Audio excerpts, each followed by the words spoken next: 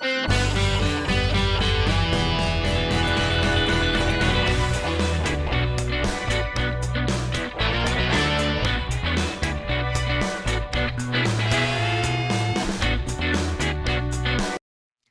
guys? Ngayong araw, samahan niyo ako mag-react dito sa nakita kong video galing sa channel ni The Singing Show TV. Ayan, bago tayo magsimula guys, subscribe muna kayo sa channel ni The Singing Show TV. Ito yung video ni Mati Juniosa. Ito yung Journey to the Finals on Britain's Got Talent 2026. Panoorin natin kung gaano kalupit yung performance ni Mati Juniosa dito guys. Sama-sama tayo manood, makinig at mag-react.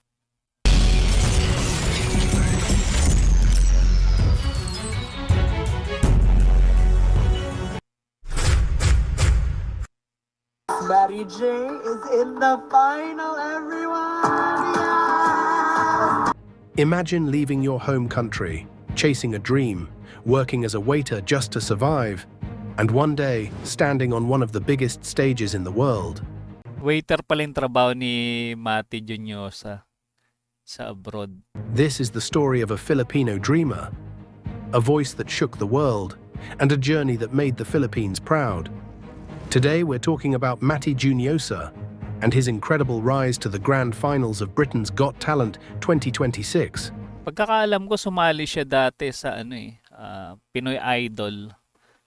Hindi ako nagkakamali. Pero hindi yata siya nanalo doon. Trust me, this story will give you goosebumps. Mati Juniosa is not just another singer.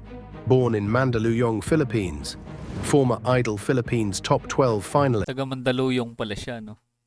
Ayan, ito yung sumali siya sa Idol Philippines. Anong taon ba to? Yan, i-comment nyo nga guys sa mga nakasubaybay sa career ni Mati Juniosa. Yan, i-comment nyo lang sa ating comment section at babasahin ko yan. Moved to Glasgow, Scotland to study musical theatre. Worked as a part-time waiter while chasing his dreams. Scotland. Nag-aaral pala siya, no? Talaga ng patungkol sa music. Talagang yun ang pangarap niya talaga. Maging isang malupit na singer. But behind the talent was a man carrying self-doubt. He once said he wanted to prove he's not just a singing competition loser. This wasn't just a competition, this was redemption. Then came the moment that changed everything. Mati stepped on the Britain's Got Talent. Ba't ba hindi siya nanalo doon sa Pinoy Idol? Magaling naman talaga to si Mati Juniosa. Sa bagay, marami naman talagang ganun no? Yung hindi na nanalo dito sa atin sa Pinas pero nakikilala sa ibang bansa, kagaya nga nito sa BGT. Stage sang Purple Rain by Prince, and from the first note, boom. Standing ovation, crowd going wild, judges stunned. Ito ba audition niya na Ito yung kinanta niya guys. Yung kanta ni Prince, Purple Rain. Ito ba yung ginawa niyang pang-audition? I-comment niyo nga guys sa mga nakakalam. And then, Simon Cowell hits the golden buzzer. Confetti rains down, dreams start becoming reality. This moment sent him straight to the live shows, skipping the usual process. Let's break this down line by line. Never meant to cause you any sorrow. Right away you can feel the control. Hindi siya nagmamadali. He starts soft, almost whispery. Nagtagalog na si The Singing Show TV. Pinoy rin yata to si The Singing Show TV. Gamit lang yung AI voice. But very stable. This is confidence. As reported, he prepared this song carefully and made adjustments to his version. This control shows that preparation. Honey, I know what times Taas ng boses. Grabe, the emotion. Grabe talaga. Yung emotion ng kinakanta niya, grabe. Talagang halatang may aral siya sa music, Dahil yun naman talaga yung pangarap niya. Ramdam mo agad yung story. This is not just singing. This is acting through voice, facial expression, controlled vibrato, connection sa audience. No wonder the crowd was already hooked early on. Let me go. Tsaka ang hirap nito yung pyesa ni Prince. Si Prince pala guys, sa mga hindi nakakalam, isang siya, malupit na musikero. Grabe yung mga kanta niya, ang gaganda. Tsaka idol ko to pagdating sa gitara. Grabe. Panood ko dati yung jamming nila Eric Clapton, George Harrison. Grabe yung pinakitang performance ni doon. Prince nung nabubuhay pa.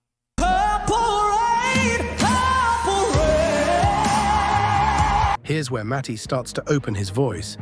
You hear that mix, head plus chest voice blending perfectly. According to reports, May alam din sa pagkanta to si The Singing Show Ang galing ng pagkaka-analyze niya, no? the audience started reacting strongly mid-performance. This is that exact moment where everything shifts.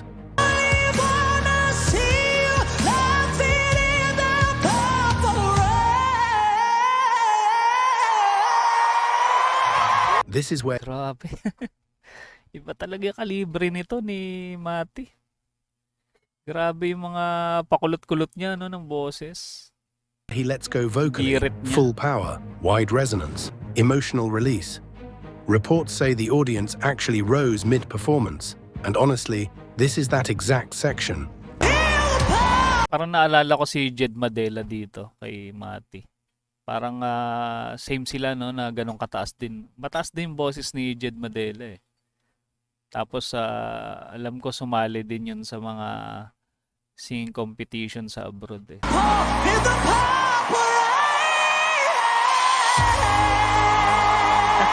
Iba yung ngiti ni He goes Simon. all out here. Vocal runs, power belts, emotion, everything combined. Judges gave a standing ovation and the crowd went wild. Pag ngumiti si Simon ng ganon, alams na. Nagustuhan niya yung performance. This is not just a performance. This is a moment. He ends it with control. Not overdone, not messy. Standing ovation. Just pure artistry. Grabe. Mati Juniosa is no stranger to the spotlight. After already earning a golden buzzer in his first appearance, expectations were Si Simon na yung pumindot no? Galing. Talaga napabilib niya si Simon. Ang hirap i-please nito Simon. sky high. Pero instead na mag-play safe, he chose one of the hardest songs in rock history, Dream On. Bakit mahirap? Wide vocal range, soft to Dream On ni Aerosmith. explosive transitions, iconic high notes na halos imposible maabot. This is the kind of song na kahit professional singers natatakot kantahin. But Mati, he embraced the challenge. Oo, ang hirap nun nung kanta na yun.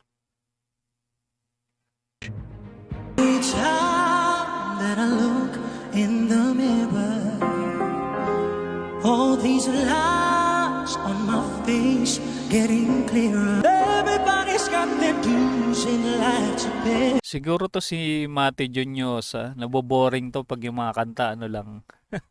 Yung mga regular na kanta lang.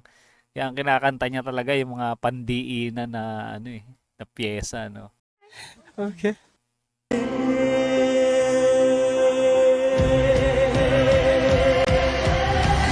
Mati started the song very gentle, almost whisper-like. Control agad, emotion agad. Hindi siya nagmadali. He let the audience feel the song first. Parang kinukwento niya yung lyrics, not just singing, but storytelling.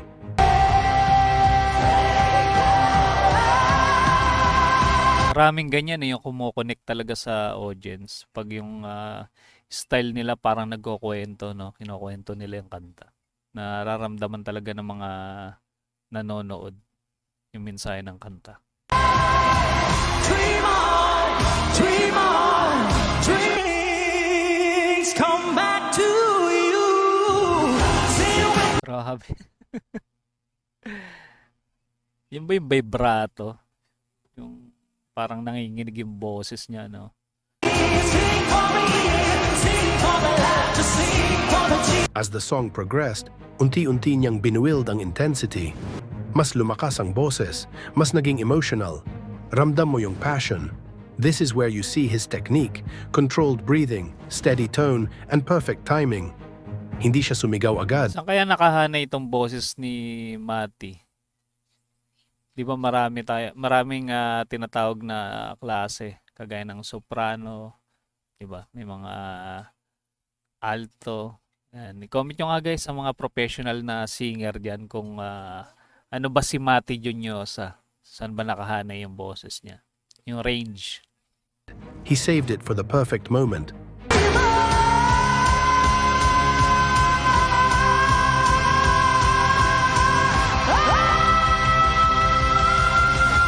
Alam ko may tenor pa eh, no? Tenor na sinasabi.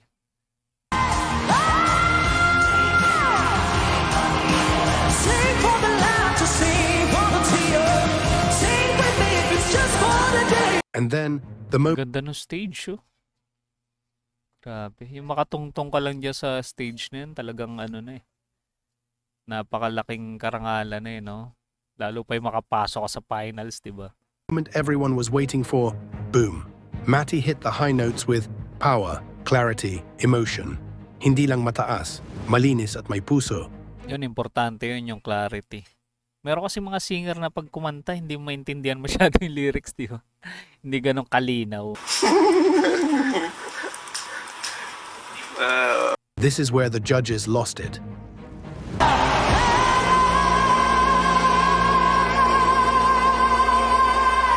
So surrender. Ang pinaka-special sa performance, hindi lang technique, kundi Grabe, ang taas pala talaga ng boses niya. Grabe yung birit niya na yun, no? Ito yung performance niya, pang ano na eh, pang grand finals na. Grabe. damdam. Makikita mo sa mukha niya, he was living every lyric. And that's why the audience stood up, Tama. because they didn't just hear the song, they felt it. Effortlessly, sensational, singing with every ooh, it just pours out of you so easily. Those high notes are just so sweet. And then it happened. Effortless, no? The golden buzzer, confetti everywhere, crowd screaming, judges in shock. Second golden buzzer for a Filipino artist, Grabe. This moment proves Grabe one daw. thing. Filipino talent is world-class. Why this performance is special? Nanay niya This ba yun? performance- Yung parang pinakitang umiiyak sa harap. Kasama niya siguro dito. Is more than just singing. It represents Filipino passion, global competitiveness, courage to take risks. Iba talaga yung ngiti ni Simon eh. Pag hindi siya nasasatisfy sa nagpe-perform, nakasimangot yan eh, si Simon eh. Pero dito iba yung ngiti niya eh. Laki ng ngiti, di ba? Matty didn't choose an easy song. He chose a legendary one, and he delivered. Oh, legendary. And of Talagang, course, our very iconic own yung kanta Filipino na yun. pride, Matty Juniosa, is about to take the stage again after 2 golden buzzers and a powerful journey to the finals. From Purple Rain to Dream On, he already proved he's world-class. But tonight, Ayun oh, yung nanay niya yata to. he chose one of the most emotional songs ever, Nothing Compares to You.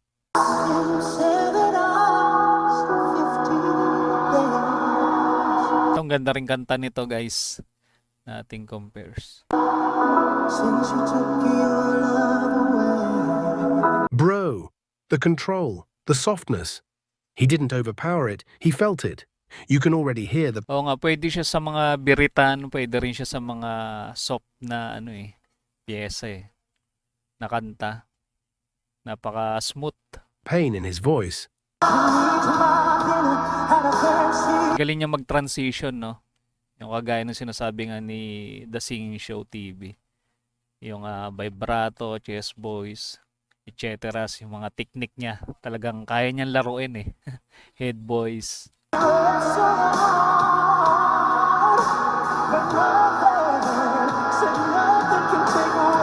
That emotion. It's like he's telling a real story, not just singing. The audience is dead silent. Sino ba original no nung Nothing Compares to You? Ayan, i-comment nyo nga guys sa mga nakakalam. Wow. He's building it slowly. No rush. This is storytelling. You can see the judges already leaning in.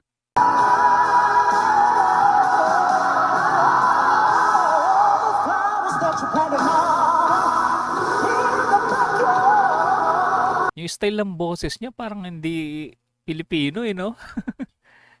Parang foreign yung style ng boses niya.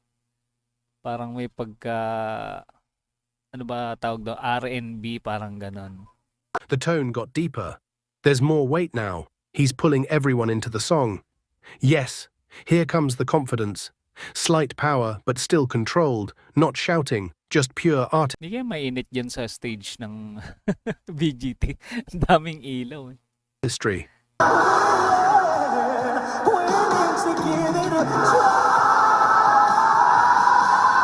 Sabi, nag-aapoy stage. Ang galing, no? Ang galing ng pagkakasetup ng stage. That vocal texture, it's May so birit clean din but siya dun. emotional at the same time. This is world class. You can hear the storytelling again. Magaling He's pala siya painting a picture. bumirit. Wow.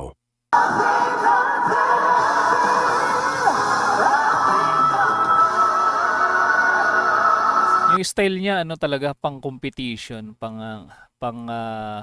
singing contest. Madalas sa huli bumibirit siya eh. Ang taas ng ano niya, boses. This is where most singers go big.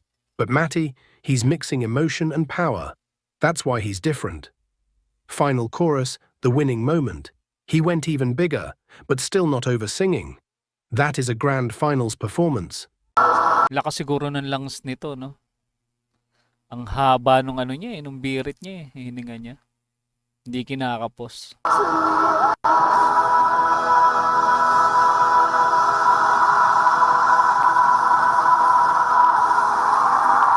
Maapoy yung stage. Eto, napaiyak siya dito, guys. Ended it gently, not loud, not dramatic, Naging just emotional pure siya. emotion. And honestly, that made it even more powerful. Guys, win or lose, Matty Juniosa already made history, from being a part-time waiter in the UK to standing in the grand finals of Britain's Got Talent. That is insane. But after that performance, I'm calling it, this is a winner's performance. Even before results, fans already believed he Nakakatawa talaga yung pinindot ni Simon yung golden buzzer. honestly might win this whole competition.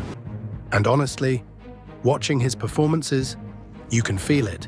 This is not just singing. This is world-class Bagsakan yung artistry. mga compete. From Idol Philippines finalist to Parang siya na yung international nanalo sensation sa, sa grand finals, no? to BGT finalist to global icon. Matty Juniosa proved one thing. Filipino talent is world-class. From a waiter in Glasgow to a global stage, grabe journey niya. And like what Grabe journey niya. Nakakatawa pakinggan yung boses ni The Singing Show TV. Pero alam ko ano to parang boses AI siya eh. Pero ang ganda ng content niya, ang ganda ng pagkaka-deliver niya nitong kanyang content about kay Matty Juniosa. fans said online, world-class talent talaga. Bigger stage ang para sa kanya. Comment down below. Don't forget to like, share and subscribe for more amazing Filipino talent stories around the world. This is The Singing Show TV, Paklase talaga Pinoy. proudly Pinoy. Nakaka-proud.